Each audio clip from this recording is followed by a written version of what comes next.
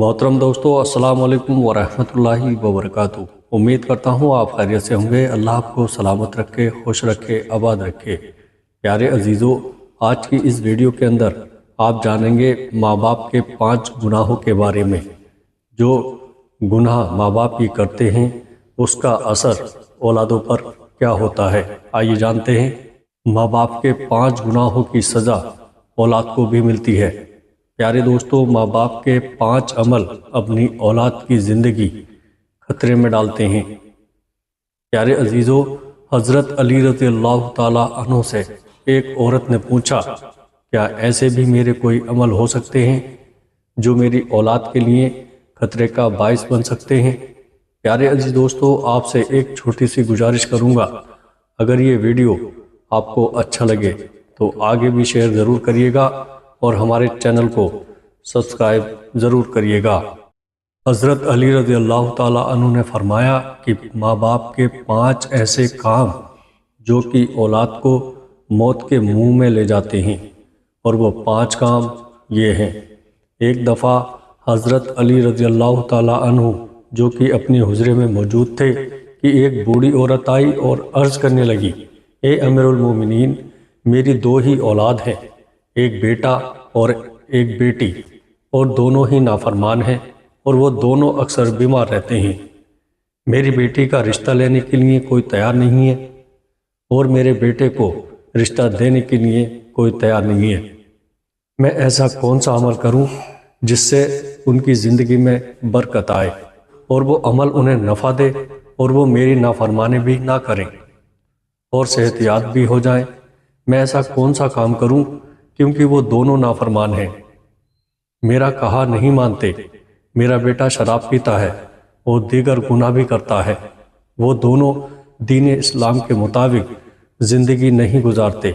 ए अमीरुल मोमिनीन, मुझे कोई ऐसा अमल बताएं जिससे वो दोनों राह रास्ते पर आ जाएं, दोनों के रिश्ते भी हो जाएं, वो फर्माबरदार भी बन जाएं और दोनों सेहतमंद भी हो जाएं। हज़रत अली रज़ी अल्लाह ताला अन्हु ने उस औरत से फरमाया कि माँ बाप के 5 ऐसे गुनाह जिनकी सज़ा औलाद को भी मिलती है, वो 5 अमल ये है जिससे औलाद का ताल्लुक जुड़ जाता है। हज़रत अली रज़ी अल्लाह ताला अन्हु ने फरमाया, अगर माँ बाप ये अमल करते हैं तो उनके अमलों से औलाद भी इस जुर्म में शरीक कर दी जाती है। उस खातून ने पूछा, वो 5 अमल कौन से हैं?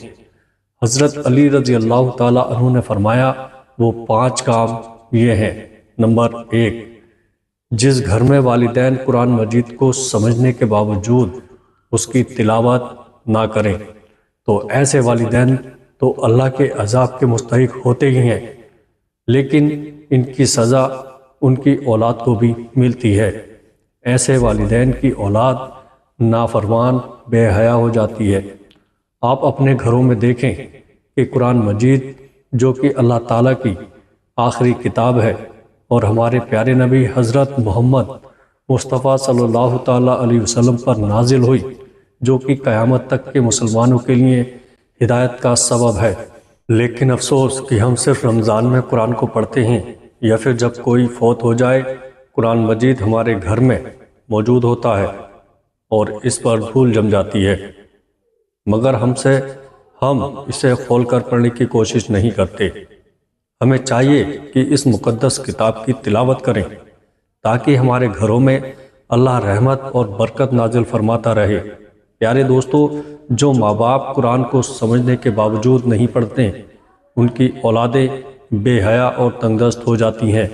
प्यारे दोस्तों, अब आइएगा नंबर 2, अमीरुल मोमिनीन हज़रत अली रज़ी अल्लाह ताला अन्हु ने फरमाया, जिस घर में माँ बाप रोज़ाना लड़ते हैं और एक दूसरे को गालियाँ देते हैं, जहाँ गाली दी जाती है वहाँ शैतान डेरे डालते हैं, फरिश्ते नहीं। शैतान उनको हर वक्त भड़काते हैं। आप खुद सोचें कि जिस घर में हर वक्त शैतान का बसेरा हो, फरिश्ते वहाँ ना आए, ऐसे घर तो वीरान ही होगा। हुजूर नबी करीम सल्लल्लाहु ताला अलैहि वसल्लम का फरमान है, एक दूसरे को गालियाँ देना इस्लाम में हराम है। वालिदैन को देखकर औलाद जवान होती है, जैसा तर्ज वालिदैन का होगा औलाद का भी वैसा ही होगा। जिन बच्चों ने सारी उम्र اپنے والدین کو لڑائی جھگڑا کرتے گالیاں دیتے دیکھا تو ایسے اولاد سے والدین کیسے توقع رکھ سکتے ہیں؟ ان کی اولاد فرما بردار کیسے ہوں گی؟ اس لیے حضرت علی رضی اللہ تعالیٰ عنہ نے فرمایا، ماں باپ کو چاہیے دین اسلام میں بات چیت کے جو طریقے بتائے گئے ہیں ان پر عمل کریں تاکہ ان کی اولاد کی تربیت درست طریقے سے ہو۔ اس طرح آپ کی اولاد نافرمان اور بے حیا نہیں ہوگی۔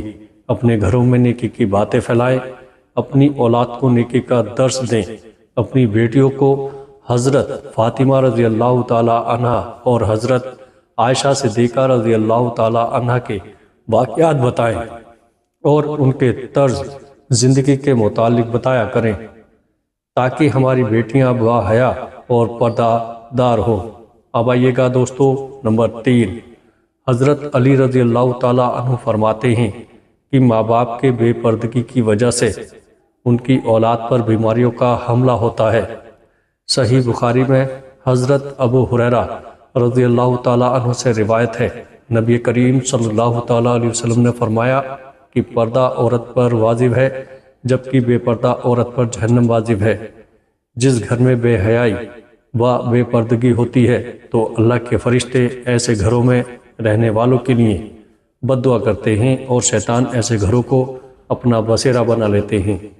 جہاں بے پردہ عام ہو اس گھر کی اولاد بے حیا، نافرمان اور غلط کاموں کا شکار ہو جاتی ہے۔ یہی نہیں بلکہ پریشانیاں اور مصیبتیں ایسی اولاد کا مقدر بن جاتی ہیں۔ یہ ان کے والدین کی بے پردگی کی وجہ سے ہوتا ہے۔ جس گھر میں بے حیائی ہوتی ہے وہاں اللہ کی برکت اور رحمت نہیں ہوتی۔ ایسے میں ماں باپ کی اولاد فتنوں اور بلاؤں سے محفوظ نہیں رہ سکیں گی، کیونکہ اللہ کے فرشتے جو کہ ان فتنوں کو روکتے ہیں وہ تو اس گھر سے چلے جاتے ہیں۔ ایسے ہی اولاد ماں باپ کی نافرمانی کرتی ہے اور ہمیشہ پریشانی میں مبتلا رہتی ہے۔ ماں باپ کو چاہیے کہ وہ پردے کا خاص خیال رکھیں تاکہ ان کی اولاد بھی ان کی پیروی کرے۔ آپ نے مشاہدہ کیا ہوگا کہ آپ کے ارد گرد جو ماں باپ پردے کا خیال نہیں رکھتے تو ان کی باتیں زبان زدے عام ہوتی ہیں۔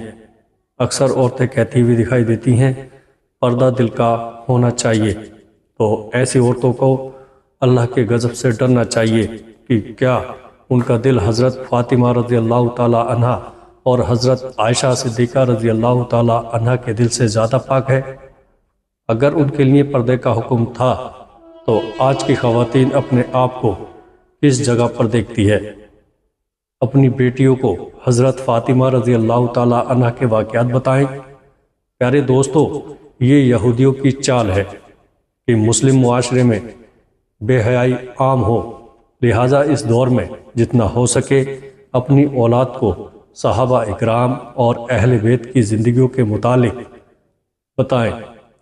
نمبر 4، حضرت علی رضی اللہ تعالیٰ عنہ نے فرمایا کہ وہ والدین جو کہ کسی دوسرے کی اولاد کے بارے میں برا سوچتے ہیں انہیں دیکھنا چاہیے کہ اگر وہ دوسرے کی اولاد کے بارے میں برا سوچیں گے تو ان کی اولاد بھی اس برے عمل سے بچ نہ پائے گی۔